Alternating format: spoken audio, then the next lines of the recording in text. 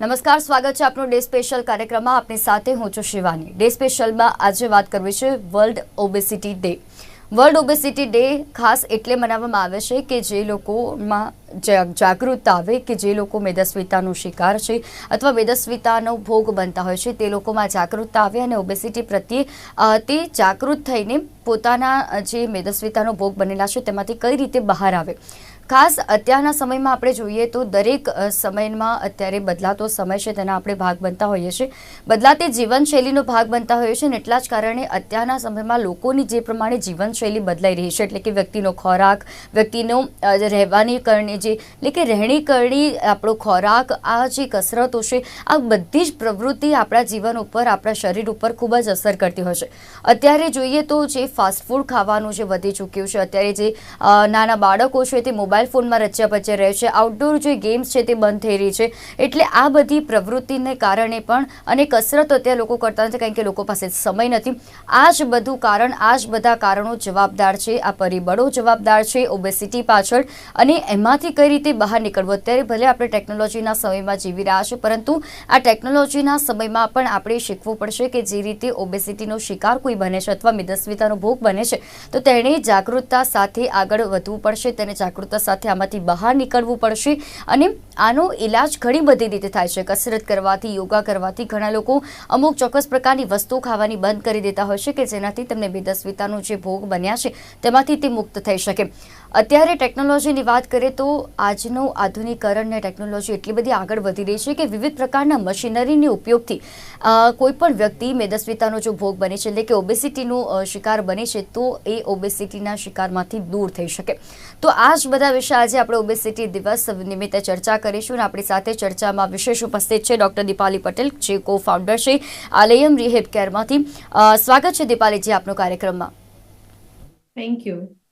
સાથે જોડાયા છે પુનિત પંજવાનીજી, કે જો ઓબેસિટી વોરિયર છે. પુનિતજી, સ્વાગત છે આપનો કાર્યક્રમમાં. Thank you. સૌપ્રથમ તો દીપાલીજી, આ ઓબેસિટી દિવસ વિશે ચર્ચા કરવી મહત્વપૂર્ણ એટલે જ છે કારણ કે અત્યારનો સમય, અત્યારની જીવનશૈલી જે આપણા સૌની બદલાઈ રહી છે, બદલાતા સમય સાથે આપણે સૌ તેના ભાગ છે ને. જીવનશૈલી જેમ બદલાય છે, એ જીવનશૈલીની અસર ફક્ત આપણા જીવન પૂરતી સીમિત નથી હોતી, તે આપણા શારીરિક રીતે, માનસિક રીતે, બધી રીતે અસર કરતી હોય છે. ત્યારે ઓબેસિટી ડે નિમિત્તે આજના દિવસે તમે શું કહેવા માંગશો ઓબેસિટી વિશે? ઓબેસિટી એવું કહી શકાય કે આપણા આજના ટાઈમનો એક બહુ જ મોટો ચેલેન્જ છે, આજના જનરેશન માટેનો અને ફ્યુચરના જનરેશન માટેનો. અને એનું મેઇન કારણ છે લોકોની બદલાતી લાઈફસ્ટાઈલ અને સ્ટ્રેસફુલ લાઈફ. બિકોઝ જ્યારે પહેલા આટલી બધી લાઈફ પણ આટલી સ્ટ્રેસફુલ નથી અને લોકોની ફૂડ હેબિટ્સ બી બહુ જ બેલેન્સ્ડ હતી, જ્યારે આજનો ટાઈમ એવો છે કે લોકોનું બહારનું ફૂડ ઇન્ટેક ઘણું વધી ગયું છે. સાથે સાથે માર્કેટમાં પણ એટલું મિક્સર મળવા લાગ્યું છે કે જેના લીધે લોકો પાસે પણ હેલ્ધી નો ઓપ્શન નથી. જો એમની પાસે ઘરે ટાઈમ નથી બનાવવાનો, બટ માર્કેટમાં પણ એટલા હેલ્ધી ઓપ્શન્સ અવેલેબલ નથી, જે કહેવા હેલ્ધી ઓપ્શન્સ છે, જે નથી અવેલેબલ એકચ્યુઅલી માટે. જી, પુનેજી, આપ એક ઓબેસિટી વોરિયર છો કારણ કે આપે એ સમયમાંથી બરોબર. પસાર થયા છો કે જેમાં તમને ઘણી બધી સમસ્યાનો સામનો કરવો પડ્યો છે. અને ઘણીવાર તો આપણા જે વ્યક્તિઓ છે તે પણ ઘણું બધું કહી જતા હોય છે. એટલે કે આ પરિસ્થિતિમાં આપણે શારીરિક રીતે તો પીડાતા હોઈએ છીએ, સાથે સાથે માનસિક રીતે પણ આપણને ક્યાંક એમ લાગતું છે કે આપણે શું આમાંથી બહાર નીકળી શકીશું કે કેમ. સૌ પ્રથમ તો જણાવશો કે કઈ રીતે તમે ઓબેસિટી વોરિયર તરીકે ઓળખાઈ રહ્યા છો અને કઈ રીતે તમે તેમાંથી, એ સમય તમારો કેવો તો કઈ રીતે તેમાંથી તમે બહાર આવ્યા? એમાં કેવું છે, આપણું મતલબ મારું તમને વ્યવસાય જણાવી દઉં. મારું કાપડનું કામ છે. હું જયારે માર્કેટ વગેરેમાં નીકળતો હતો તો બધા એવી રીતે મારે કહેતા હતા કે આ કેવી રીતે આટલું શરીર લઈને ફરે છે માણસ. તો એમ બધાની જોડે આપણું એક કોન્ફિડન્સ મતલબ બિલ્ડઅપ ના થાય આપણું. તમે કોઈની જોડે મળો તો તમને પોતાની અંદરથી કેવું લાગે, યાર આ કેવા સારા કપડાં પહેરીને ફરે છે, મારી આવા કપડાં અગર પહેરવા હોય તો એ પોસિબિલિટી નથી. મારે પોતાની જીવનમાં પોતે કોન્ફિડન્સ ના આવે માણસને. મિત્ર બધા ક્રિકેટ રમતા હોય, કંઈ બી કરતા હોય, આપણને ક્રિકેટ રમવી હોય તો એ નહીં રમી શકે કેમ કે શ્વાસ ચડે તમારું. મતલબ બહુ બધા ચેલેન્જીસ હોય. અને મારે ઓબેસિટી થયા પછી મારે એટલું પોતામાં કોન્ફિડન્સ આવી ગયું છે, ભાઈ અત્યારે એવું લાગે છે કે મારું નવું જીવન થયું છે. હું એટલા માટે અત્યારે તમારી બધી આમો આવ્યો છું કે મારા જેવી અગર કોઈ તકલીફમાં હોય મારી સ્ટોરી સાંભળીને અગર એને મોટિવેશન મળતી હોય તો હું એવું ચાહું છું મારા કહેવાથી 2-4 જણા 10 જણાની જિંદગી બદલતી હોય તો મારું આ ટીવી ઉપર આવવાનું મતલબ સક્સેસ હશે મારા હિસાબથી. અને બિલકુલ. ઓબેસિટીનું ઓપરેશન કરાવવા કઈ મતલબ છુપાવવાની વસ્તુ નથી, હારી વસ્તુ છે, બહુ હારી વસ્તુ છે. લોકોને જાગૃત થવું જોઈએ. જેવી રીતે બુખારની દવા છે કે બીજા કોઈ ચીજની ઈલાજ કરાવવાની જરૂરિયાત છે એવી રીતે આ ઓબેસિટી બી એક બીમારી છે, એનું ઈલાજ કરાવવામાં કોઈ શરમ કરવાની જરૂર નથી. જી. અને કદાચ પુનિતજી આપણા ત્યાં એ વસ્તુનો અભાવ છે અને જે તમે વાત અહીંયા કીધી કે અને ઘણીવાર આપણે જોતા હોઈએ છીએ કે જો કદાચ કોઈ ઓબેસિટીનો શિકાર બને છે, ભોગ બને છે, તો તેને શરમ આવતી હોય છે એ વસ્તુ કહેવામાં અને તેના પછી પણ બહાર આવે ત્યારે પણ તેમને અચકાટ અનુભવાતી હોય છે કે લોકો શું વિચારશે અને આ લોકોના વિચારવામાં જ કદાચ તે વ્યક્તિ અંદર ને અંદર ઘૂંટાતો રહેશે. તેને શારીરિક રીતે તો ભલે તકલીફ થતી હોય પરંતુ તેને માનસિક રીતે પણ તે એટલી જ ગંભીર અસર કરતું હોય છે. ભાઈ એમાં કેવું છે, મારું પોતાનું વિચાર એવું છે, અગર ઓબેસિટીમાં માણસની વેટ વધતું જાય એમાં કેવું છે, યા તો એને ઓબેસિટીનું ઓપરેશન કરાવવું પડશે, નહીં તો એને ઘૂંટણનું ઓપરેશન કરાવવું પડશે. ઘૂંટણ આખી કેટલા સહન કરી શકશે સમજો. અને આપણે અગર ઓબેસિટીથી અગર વેટ લોસ થઈ જાય તો માઇન્ડ બી એકદમ ફ્રેશ ચાલે છે. બધી જગ્યાથી આપણે સુસ્તી બી નહીં લાગતી. નહીં તો અગર ઓબેસિટી હોય, વેટ વધારે હોય, તમને મતલબ નીંદ વધારે આવે. અહીંયા નીંદમાં તમારે ફરક પડી જાય, ચાલવામાં ફરક પડી જાય, ખાવાનું પીવામાં માણસ ઓટોમેટિક પોતે વિચારે છે ભાઈ હવે ચોખ્ખું ખાવું, પહેલા જે મિસ્ટેકો કરી છે હવે મિસ્ટેકો ના કરું. મતલબ ઘણી બધી વસ્તુઓમાં માણસ ધ્યાન રાખી શકે છે અને ઓપરેશન કરવામાં કોઈ ગલતી નથી. મારા હિસાબથી બધાને જેને બી આ તકલીફ છે કાલે નહીં આજે જ કરાવવું જોઈએ. બિલકુલ. અને આજે ડિસિઝન લેવું જોઈએ, કેમ કે આજે લઈશું તો આપણું કાલ સારું થશે. અને વેઇટ કરીશું તો આપણે અત્યારે તો જો દિવસ ખરાબ છે અને આગળના દિવસ ખરાબ કરીશું અને પોતાના દિવસ ખરાબ કરીશું અને આગળ આપણી ફેમિલીના દિવસ ખરાબ કરીશું. કેમ કે આપણી હેલ્થ ખરાબ થાય તો ખાલી આપણે મતલબ પરેશાન નહીં થતા, આપણી આખી ફેમિલી પરેશાન થાય છે. અને આપણે સ્વસ્થ થઈશું એટલે આપણી ફેમિલી માટે બી સારું છે અને આપણા માટે સારું છે.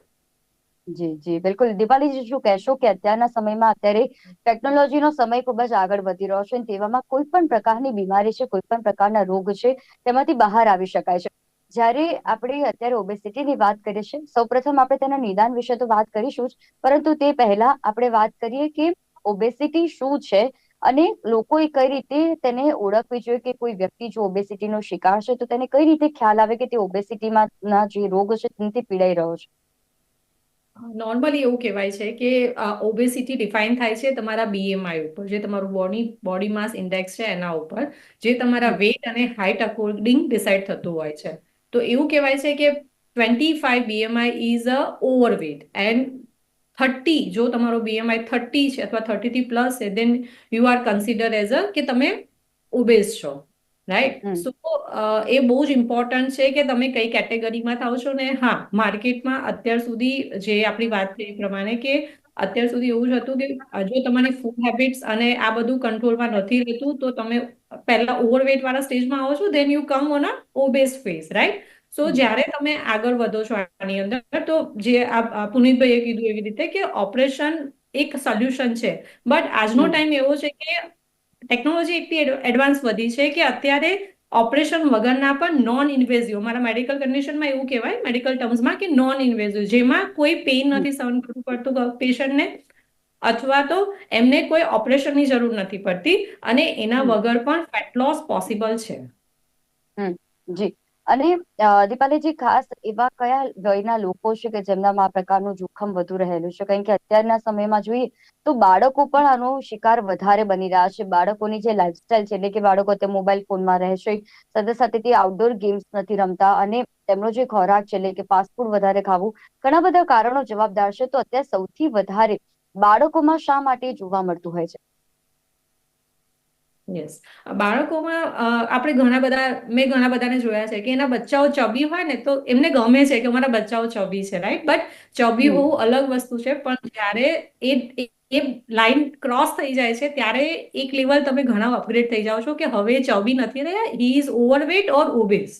સો એની બોર્ડર નક્કી કરવી બહુ જરૂરી છે કે અત્યારે ચબી નથી, ઓવરવેટ ચાલી રહ્યા છે કે ઓબેસ ચાલી રહ્યા છે, અને એનું જે વન ઓફ ધ રીઝન તમે કીધું એ જ બધા કારણો છે કે ક્યાંક ને ક્યાંક બાળકોની લાઈફસ્ટાઈલ બદલાઈ છે, આઉટડોર એક્ટિવિટીઝ ઘટી છે, ફૂડની જે હેબિટ્સ છે એ ક્યાંક ને ક્યાંક મા બાપે એના ઉપર વધારે, અત્યારની સ્કૂલ્સ બહુ જ બધી અવેર થઈ છે કે સ્કૂલ્સની અંદર લંચ બોક્સની અંદર they don't allow fast foods, કે તમને ઘરનું ફ્રેશ ફૂડ જ તમને ટિફિન મોકલવાનું છે. તો ક્યાંક ને ક્યાંક સ્કૂલે એની રીતે ચેન્જ કરી દીધું. ઘણી બધી સ્કૂલોમાં મેં એ પણ જોયું છે કે એ મેન્યુ આપે છે કે કઈ હેલ્ધી વસ્તુ તમારે લંચ બોક્સમાં એને આપવાની છે.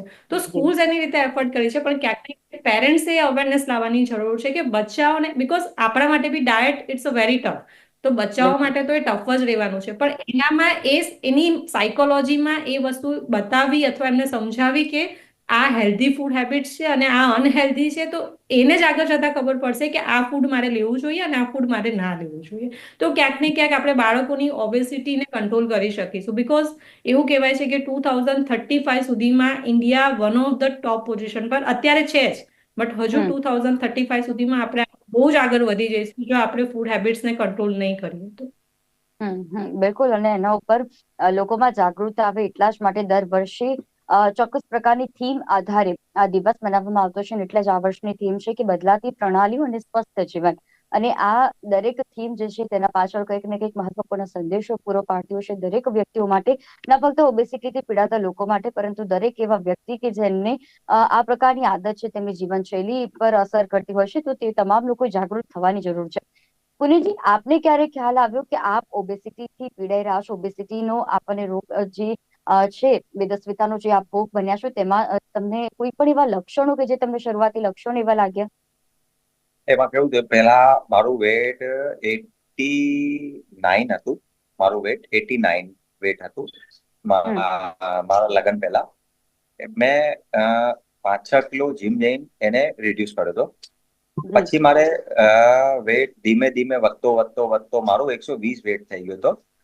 અને મેં એના ઘણા પ્રયત્ન કર્યા, ભાઈ વેટ કેવી રીતે ઉતરે. ઘણી વખત મેં જીમે જોઈન કરી. માણસ 4 દિવસ 5 દિવસ 6 દિવસ ડેલી રૂટીન બનાવે. એના પછી વચ્ચે જયારે લોકડાઉન આવ્યો હતો, લોકડાઉનમાં મેં ઘણી ખાસી ડાયટે કરી. 5-7 કિલો વજન ડાયટથી મેં ઉતાર્યો. ફરી પોતાની રૂટીન લાઈફમાં માણસ આવી જાય છે, બધી ફરી ભૂલી જાય છે માણસ. અને ઓબેસિટીનું ઓપરેશન એટલે મારા હિસાબથી પરમનન્ટ ડાયટ છે. મતલબ તમારું પેટ એટલું નાનું કરવામાં આવે છે ને, તો માણસ જેવી રીતે ડાયટમાં મતલબ થોડું ખાય છે અને મતલબ દિવસમાં થોડું થોડું ખાઈને પોતાનું પેટ ચલાવે છે, મતલબ થોડું થોડું ખાઈને સિસ્ટમથી ચાલે છે, એવી રીતે મારા હિસાબથી આપણે પરમનન્ટ ડાયટ ફિટ, મતલબ ડાયટનું એક સામાન જ ફિટ કરી દઈએ છીએ આપણી બોડીમાં. તો આપણે ના કરતા તો એ ડાયટ થઈ જાય છે. જી. અને જ્યારે પુનેતજી, ખાસ આ પ્રકારનો તમને ખ્યાલ આવ્યો કે તમારું વેટ સતત વધી રહ્યું છે, તમારા દ્વારા પ્રયત્નો પણ એટલા બધા કરવામાં આવ્યા, અને અંતે તમે નિર્ણય કર્યો કે આનું ઓપરેશન કરાવવું પડશે, કારણ કે જેનાથી ઘણા લોકો ડરતા હોય છે કે ઓપરેશન કરાવ્યા બાદ તેમના ઉપર શું અસર થશે, શું તે મેન્ટેન કરી શકશે કે કેમ, કારણ કે તે ખૂબ જ જરૂરી છે કે આ પ્રકારના જયારે ઓપરેશન કરાવે છે ત્યારે તેને મેન્ટેન પણ કરવું પડે છે. ત્યારે તમે ઓપરેશન જયારે કરાવ્યું, કઈ રીતે આ સમગ્ર ઓપરેશન કરવામાં આવ્યું અને ત્યાર પછીની શું પરિસ્થિતિ સર્જાઈ? એમાં કેવું છે, પહેલા મેં જયારે વિચાર કર્યું ભાઈ મારે ઓપરેશન કરાવવું છે, સૌથી પહેલા બધાને એ ડિસિઝન લેવું પડશે, ભાઈ મેં ઓપરેશન ક્યારે કરાવવાનું છે અને શા માટે કરાવવું છે. મેં જયારે ડિસિઝન લીધું ભાઈ મારે ઓપરેશન કરાવવું છે, ભાઈ મારે યાદ છે મેં સોમવારે નક્કી કર્યું ભાઈ મારે ઓપરેશન કરાવવું છે, તો મેં કોઈની વાત ના સાંભળી, મંગળવારે જ ઓપરેશનનું નક્કી કરી દીધું. જયારે વધારે દિમાગમાં ગેપ પડે છે ને મારા વિચારથી, ભાઈ જેટલા વધારે ગેપ પડે છે એટલી વધારે બીજી આઈટમો દિમાગમાં આવે, ભાઈ કરાવું ના કરાવું. એટલે મેં પોતાના દિમાગને વધારે ટાઈમ આપ્યો નહીં. સોમવારે નક્કી કર્યું, મંગળવારે ઓપરેશન કરાવી દીધું મેં. અને એના ત્યાર પછી શું જોવા મળ્યું? હા, ત્યાર પછી શું ફેરફાર જોવા મળ્યો? પેલા આપણી બોડીમાં થોડા હાર્મોન્સ ચેન્જ થાય. 1 હપ્તો 10 દિવસ 15 દિવસ તમને તકલીફ પડે, મતલબ તકલીફ એટલે નોર્મલ તકલીફ પડે તમને, એવું કઈ નહીં જે આપણે સહન ના થાય. અને જે લોકો તમારે જે નજરોથી જોવાય ને એનાથી તો બહુ ઓછી. જે તમને લોકો જોવે ને, તમે જયારે હેલ્ધી હોય તો તમે બીજી નજરથી લોકો જોવે ને, એનાથી તો મતલબ આ તકલીફ બહુ નાની છે. અને એના પછી 1-2 મહિના પછી તમારી બોડીમાં સ્ફૂર્તિ આવવા માંડે અને એક અલગ એનર્જી આવવા માંડે. તમને પોતે સારું લાગે, યાર મેં એટલા દિવસ કેમ કાઢ્યા અને એટલું લેટ ડિસિઝન મેં કેમ લીધું. પહેલા ડિસિઝન કેમ નહીં લીધું, એ તમને ફીલ થાય મનમાંથી, યાર મેં એટલો ટાઈમ કેમ કાઢ્યો, આવી ટેકનોલોજી હોવા કરતા આપણે આવી મતલબ તકલીફો કેમ, મતલબ આપણે તકલીફો જોઈ કેમ છે. આપણે ફિટ થઈને પછી બી તો જીમ જઈ શકીએ છીએ ને, જરૂરી છે ભાઈ ફિટ થવા માટે જીમ જવું છે, પણ આપણે ઓબેસિટી થી ફિટ થઈ જઈએ પછી જીમ જઈએ. જી આપણી બોડીને મેન્ટેન કરવા માટે આપણે કોઈ એથ્લીટ તો મતલબ આપણે કોઈ ગોલ્ડ મેડલિસ્ટ યા કોઈ ઓલા તો છીએ ને, આપણે મેન્ટેન કરવા માટે પછી બી જીમ જઈ શકીએ છીએ ને. મારે એટલું સમજ પડે છે ઓબેસિટી શોર્ટકટ રસ્તો નથી, શોર્ટકટ રસ્તો છે, મારે એવું લાગે છે. જી, અને એટલા જ માટે કદાચ જે લોકોમાં અત્યારે સમજની ઉણપ છે અને કદાચ તે ડરે છે સમાજ શું કહેશે, લોકો શું કહેશે, તો એના માટે લોકોએ જાગૃત થવાની ખરેખર જરૂર છે. દીપાલીજી, વાત કરીએ કે આપણે વાત કરતા ટેકનોલોજીના ઉપયોગથી પણ હવે ઓબેસિટીનો જે છે ઈલાજ કરાવી શકાય છે.